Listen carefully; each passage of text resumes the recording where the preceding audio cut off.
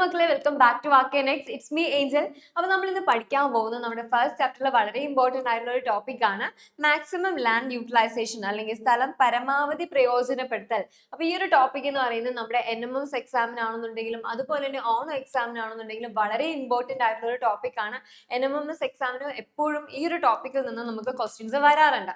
അപ്പൊ ഈ ടോപ്പിക്കിൽ നമ്മൾ എന്താണ് പഠിക്കുന്നത്? സ്ഥലം പരമാവധി പ്രയോജനപ്പെടുത്തൽ അല്ലെ. അതായത് നമ്മുടെ കൃഷി, ഈ ഒരു ചാപ്റ്ററിൽ നമ്മൾ കൃഷിനെ പറ്റിയാണ് പഠിക്കുന്നത്.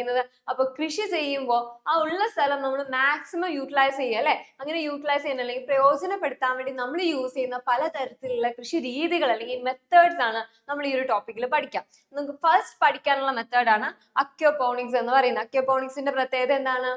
ഈ ഒരു ചിത്രത്തിൽ കാണുന്നത് പോലെ മീനുകൾ അല്ലെ, മത്സ്യങ്ങളെയും അതുപോലെ തന്നെ നമ്മുടെ സസ്യങ്ങളെയും ഒരുമിച്ച് ഒരു സിസ്റ്റത്തിൽ അല്ലെങ്കിൽ ഒരു സ്ഥലത്ത് നമ്മൾ വളർത്തുന്നതിന് അല്ലെങ്കിൽ കൃഷി ചെയ്യുന്നതിന് നമ്മൾ പറയുന്നതാണ് എന്തെന്ന് പറയുന്നത്? അക്യോപോണിക്സ് എന്ന് പറയുന്നത്. അപ്പോൾ ഇങ്ങനെ ഒരു സ്ഥലത്ത് നമ്മൾ കൃഷി ചെയ്യുന്നത് കൊണ്ടുള്ള ഗുണം എന്താണ്? ഈ മത്സ്യകൃഷി ചെയ്യുമ്പോൾ വെള്ളത്തിൽ എന്തുണ്ടാവുന്നുണ്ട്? ആ വെള്ളത്തിൽ ഈ പറയുന്ന മത്സ്യങ്ങളുടെ വേസ്റ്റ് വരുന്നുണ്ട് അല്ലെ. അപ്പൊ ഈ വേസ്റ്റ് അല്ലെങ്കിൽ മത്സ്യങ്ങളുടെ വേസ്റ്റ് ആണെങ്കിൽ ഈ വെള്ളം എന്ത് ചെയ്യും? ഇതേ വെള്ളം തന്നെയാണ് നമ്മൾ ആർക്ക് കൊടുക്കുക? നമ്മുടെ സസ്യങ്ങൾക്ക് കൊടുക്കാം. അപ്പൊ ഈ സസ്യങ്ങൾ എന്ത് ചെയ്യും? ഈ വെള്ളത്തിലുള്ള വേസ്റ്റുകൾ അവർക്ക് എന്താണ്? ഭക്ഷണമാണ് അല്ലെ. ആ സസ്യങ്ങൾ എന്ത് ചെയ്യും? അവർ ആ ന്യൂട്രിയൻസ് അല്ലെങ്കിൽ പോഷകങ്ങളൊക്കെ എടുത്തിട്ട് ആ വെള്ളത്തിന് ഫിൽറ്റർ ചെയ്യും. അപ്പൊ ഇതാണ് എന്തെന്ന് പറയുന്നത്? അക്യോപോണിക്സ് എന്ന് പറയുന്നത്. അതായത് fish and plants are grown together in the same system and the waste produced by fish provide nutrients for the plants and while the plants help purify the water. അപ്പൊ ഇതാണ് എന്തെന്നുള്ളത്? അക്യോപോണിക്സ് എന്ന് പറയുന്നത്. അപ്പൊ ഈ രണ്ട് പോയിന്റ്സും പഠിച്ചു വെക്കാം. അടുത്തത് നമുക്ക് നോക്കാം. വെർട്ടിക്കൽ ഫാമിംഗ് ആണ് നമുക്ക് ഇനി പഠിക്കാനുള്ളത്. വെർട്ടിക്കൽ ഫാമിംഗ് എന്താണ്? അതിൽ ആ പേര് പോലെ തന്നെ നമ്മുടെ ഈ പറയുന്ന ക്രോപ്സ് അല്ലെങ്കിൽ സസ്യങ്ങളെ വെർട്ടിക്കലി സ്റ്റാക്ക് ചെയ്ത് വെച്ചിരിക്കുകയാണ്, ലെയേഴ്സ് ആയിട്ട് അല്ലെ. വെർട്ടിക്കലി സ്റ്റാക്ഡ് ലെയേഴ്സ് ആയിട്ട് നമ്മൾ ഈ പറയുന്ന ക്രോപ്സിനെ വളർത്തുന്നതിനാണ് നമ്മൾ എന്തെന്ന് പറയാ? വെർട്ടിക്കൽ ഫാമിംഗ് എന്ന് പറയാം. അപ്പോൾ ഇതിന്റെ നമ്മുടെ വെർട്ടിക്കൽ ഫാമിംഗ്, ഇതാണ് വെർട്ടിക്കൽ ഫാമിങ്ങിന്റെ ഇമേജ് എന്ന് പറയുന്നത് അല്ലെ. അപ്പൊ ഇതിൽ നോക്ക്, ഈ ഒരു ഇമേജ് നോക്കി നിങ്ങൾക്ക് കുറച്ചും കൂടി മനസ്സിലാവും എങ്ങനെയാണ് കൃഷി ചെയ്യുന്നത്. നമ്മുടെ ഈ പറയുന്ന ക്രോപ്സിന് വെർട്ടിക്കലി ഇങ്ങനെ ഒന്നിന്റെ മുകളിൽ ഒന്നൊന്നിങ്ങനെ സ്റ്റാക്ക് ചെയ്ത് വെച്ചിരിക്കുകയാണല്ലേ. അപ്പോൾ ഇതിന്റെ ഗുണം എന്താണ്? അവിടെ ചെറിയൊരു സ്പേസിൽ തന്നെ നമുക്ക് ഒരുപാട് ക്രോപ്സിനെ വളർത്താൻ പറ്റുമല്ലോ. ഇപ്പൊ ഒരു റൂം ആണെന്നുണ്ടെങ്കിൽ ആ റൂമിൽ തന്നെ ഇവർക്ക് വളരാൻ വേണ്ടിയിട്ട് ആവശ്യമായിട്ടുള്ള ലൈറ്റും അതുപോലെ, അതായത് സൺലൈറ്റ് വേണം ചെടികൾക്ക് അല്ലെ. അതിനാവശ്യമായിട്ടുള്ള ലൈറ്റും അതുപോലെ അതിന് വളരാൻ വേണ്ടിയിട്ടുള്ള ടെമ്പറേച്ചർ, അതിനാവശ്യമുള്ള ന്യൂട്രിയൻസ്, അതിന്റെ കാര്യങ്ങളെല്ലാം സെറ്റ് ചെയ്ത് നമുക്ക് എന്ത് ചെയ്യാം? ഒരു ചെറിയ മുറിയിൽ തന്നെ ഒരുപാട് ക്രോപ്സിനെ വളർത്താൻ വേണ്ടിയിട്ട് പറ്റും. അപ്പം ഇതിലെ മെയിൻ അഡ്വാൻറ്റേജ് എന്താന്ന് വെച്ചിട്ടുണ്ടെങ്കിൽ നമ്മുടെ പുറത്തുള്ള ക്ലൈമറ്റ് ചേഞ്ച് അല്ലെ. നമുക്കറിയാം നമ്മുടെ പലയിടത്തും കൃഷി ചെയ്യുമ്പോൾ പല രീതിയിലുള്ള മഴയും ഇടിയും കാറ്റൊക്കെ എന്ത് ചെയ്യുന്നുണ്ട്? കൃഷിനെയൊക്കെ എഫക്ട് ചെയ്യുന്നുണ്ട്. അപ്പൊ ഈ വെർട്ടിക്കൽ ഫാമിംഗ് ചെയ്യുമ്പോൾ നമ്മൾ അതിനു വേണ്ടി തന്നെ പ്രത്യേകമായിട്ടുള്ള മുറികൾ അല്ലെങ്കിൽ അതിനു വേണ്ടി തന്നെ സെറ്റ് ചെയ്യാണ്. അപ്പോൾ ഈ പറയുന്ന പുറത്തുള്ള ക്ലൈമറ്റ് ചേഞ്ചുകൾ ഒന്നും എന്ത് ചെയ്യുക? ഈ വെർട്ടിക്കൽ ഫാമിംഗ് യൂസ് ചെയ്ത് കഴിഞ്ഞാൽ അതിൽ വളരുന്ന ക്രോപ്പുകൾ അല്ലെങ്കിൽ എന്താ പറയാ ചെടികൾ എന്ത് ചെയ്യുന്നില്ല? എഫക്ട് ചെയ്യുന്നില്ല.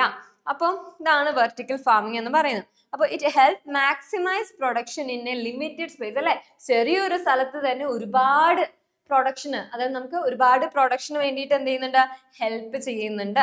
അതുപോലെ തന്നെ hydroponics and aeroponics techniques can be integrated into the system.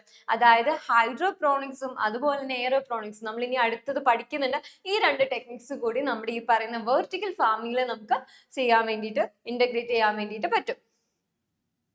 അപ്പൊ അടുത്തത് നമുക്ക് പഠിക്കാനുള്ള ടോപ്പിക്കാണ് ഹൈഡ്രോപ്രോണിക്സ് അല്ലെ. ഹൈഡ്രോപ്രോണിക്സ് എന്ന് പറയുമ്പോൾ എന്താണ്? നമ്മൾ ഈ പറയുന്ന പോലെ ഹൈഡ്രോ അല്ലെ, നമ്മൾ ഹൈഡ്രോപ്രോണിക്സ് ആണ്. അപ്പൊ അവിടെ എന്താണ്? പ്ലാന്റ്സിന് നമ്മൾ വെള്ളമില്ലാണ്ട് മണ്ണില്ലാണ്ട് വളർത്താണ്. അതായത് വിത്തൗട്ട് സോയിൽ അല്ലെ. ഗ്രോയിങ് പ്ലാന്റ്സ് വിത്തൗട്ട് സോയിൽ ആണ് എന്തെന്ന് പറയുന്നത്? നമ്മൾ ഈ പറയുന്ന ഹൈഡ്രോപ്രോണിക്സ് ടെക്നിക്സ് എന്ന് പറയുന്നത്. അവിടെ എന്താ ചെയ്യുന്നത്? അവർക്ക് സസ്യങ്ങൾക്ക് വളരാൻ വേണ്ടി അവരെന്ത് ചെയ്യുന്നില്ല? സോയിൽ ഒന്നും ഉപയോഗിക്കുന്നില്ല, പകരം അവർ വെള്ളം കൊടുക്കുകയാണ്. എങ്ങനെയുള്ള വെള്ളമാണ് കൊടുക്കുന്നത്? ന്യൂട്രിയൻ റിച്ച് ആയിട്ടുള്ള വാട്ടർ അല്ലെ. ന്യൂട്രിയൻ റിച്ച് അല്ലെങ്കിൽ പോഷകങ്ങൾ അടങ്ങിയിട്ടുള്ള വെള്ളമാണ് എന്ത് ചെയ്യുന്നത്? ഈ സസ്യങ്ങൾക്ക് വളരാൻ വേണ്ടിയിട്ട് അവർ കൊടുക്കുക. അതിന് മണ്ണ് എന്ത് ചെയ്യുന്നില്ല? യൂസ് ചെയ്യുന്നില്ല. അപ്പൊ ഈ രണ്ട് പോയിന്റ് എന്ത് ചെയ്യുക? ഹൈഡ്രോപ്രോണിക്സിൽ നമ്മൾ ഓർത്ത് വെക്കുക. ഇതാണ് നമ്മുടെ ഹൈഡ്രോപ്രോണിക്സ് യൂസ് ചെയ്ത് ചെയ്യുന്ന ഒരു കൃഷിയുടെ ഒരു ഇമേജ് എന്ന് പറയുന്നത്. ഇവിടെ നോക്കിയാൽ നിങ്ങൾക്ക് കാണാൻ അവർ എന്ത് യൂസ് ചെയ്യുന്നില്ല? സോയിൽ യൂസ് ചെയ്യുന്നില്ല, പകരം ന്യൂട്രിയൻ റിച്ച് ആയിട്ടുള്ള സൊല്യൂഷൻ ആണ് അവരവിടെ യൂസ് ചെയ്യുന്നത്. അപ്പൊ ഇനി നമുക്ക് പഠിക്കാനുള്ളത് എയറോപ്രോണിക്സ് ആണ്. എയറോപ്രോണിക്സിന്റെ പ്രത്യേകത എന്താണ്? ആ പേര് പോലെ തന്നെ എയറോ അല്ലെ, എയറിൽ, അതായത് നമ്മൾ ഈ പറയുന്ന സോയിൽ ഇവിടെയും യൂസ് ചെയ്യുന്നില്ല. പകരം അവരെന്താ ചെയ്യുന്നത്? സൊല്യൂഷനിലല്ല, പകരം അവര് എയറിൽ, അതായത് ഈ പറയുന്ന നമ്മുടെ ഈ പറയുന്ന പ്ലാന്റിന്റെ റൂട്ട്സിനെ എന്ത് ചെയ്യുന്നു? എയറിൽ സസ്പെൻഡ് ചെയ്തുകൊണ്ട്, അല്ലെങ്കിൽ എയർ നമ്മുടെ പറയുന്ന വായുവിൽ വളർത്തി നിർത്തിയാണ് എന്ത് ചെയ്യുന്നത്? കൃഷി ചെയ്യുന്നത് അല്ലെ. അപ്പൊ നിങ്ങൾ വിചാരിക്കും, അപ്പൊ അതിന് ആവശ്യമുള്ള സാധനങ്ങളൊക്കെ എങ്ങനെ എത്തിക്കുക? വെള്ളമൊക്കെ വേണ്ടേന്ന് അല്ലെ. എങ്ങനെ എത്തിക്കുന്നതെന്ന് വെച്ചിട്ടുണ്ടെങ്കിൽ ഈ ഒരു ഇമേജ് നിങ്ങൾ നോക്കുക. ഇതൊരു പ്ലാന്റ് ആണ്, ഇങ്ങനെ കുറെ പ്ലാന്റ്സ് ഇങ്ങനെ വെച്ചിട്ടുണ്ട് അല്ലെ. അപ്പൊ ഈ പ്ലാന്റ്സിന്റെ ഒക്കെ വേറെ എന്ത് ചെയ്തിട്ടുണ്ട്? നമ്മുടെ വായുവിൽ ഇങ്ങനെ വളർന്ന് നിൽക്കുന്നുണ്ട്. അപ്പൊ ഇതിനാവശ്യമായിട്ടുള്ള ന്യൂട്രിയൻസും വെള്ളവും എന്ത് ചെയ്യും? ഒരു നിശ്ചിത ഇടവേളയില് ഇവരെന്ത് ചെയ്യും? സ്പ്രേ ചെയ്ത്, ഒരു മിസ്റ്റിന്റെ രൂപത്തില് സ്പ്രേ ചെയ്ത് കൊടുക്കും. അപ്പൊ ഇതാണ് എന്തെന്ന് പറയുന്നത്? നമ്മുടെ എയറോപ്രോണിക്സ് എന്ന് പറയുന്ന കൃഷി രീതി. നമുക്ക് അവസാനം നോക്കാനുള്ള ഇതിൽ ഏറ്റവും ഇമ്പോർട്ടൻ്റ് ആയിട്ടുള്ള ഒരു കൃഷി രീതിയാണ് ഇന്റഗ്രേറ്റഡ് ഫാമിംഗ്. ഇന്റഗ്രേറ്റഡ് ഫാമിംഗ് എന്ന് പറയുമ്പോൾ എന്താണ്? നമ്മൾ ഈ പറയുന്ന സസ്യങ്ങളെ, അതായത് ഈ പറയുന്ന ജൈവ കൃഷിയും ഈ പറയുന്ന നമ്മുടെ കോഴി, താറാവ്, പശു, ഇതിനൊക്കെ ഒരിടത്ത് ഒന്നിച്ച് ചെയ്യുന്ന കൃഷി രീതിനെയാണ് നമ്മൾ എന്തെന്ന് വിളിക്കുന്നത്? ഇന്റഗ്രേറ്റഡ് ഫാമിംഗ് എന്ന് വിളിക്കുന്നത്. അപ്പോൾ ഇന്റഗ്രേറ്റഡ് ഫാമിങ്ങിൽ നമ്മൾ പറഞ്ഞു ഇതിനെല്ലാം ഒന്നിച്ചൊരിടത്താണ്. അപ്പൊ അതിന്റെ അഡ്വാൻറ്റേജ് എന്താന്ന് വെച്ചിട്ടുണ്ടെങ്കിൽ, കോഴിയുടെ കാഷ്ടം, അതുപോലെ താറാവിന്റെയും പശുവിന്റെ ചാണകമൊക്കെ നമുക്ക് എന്തിനു യൂസ് ചെയ്യാം?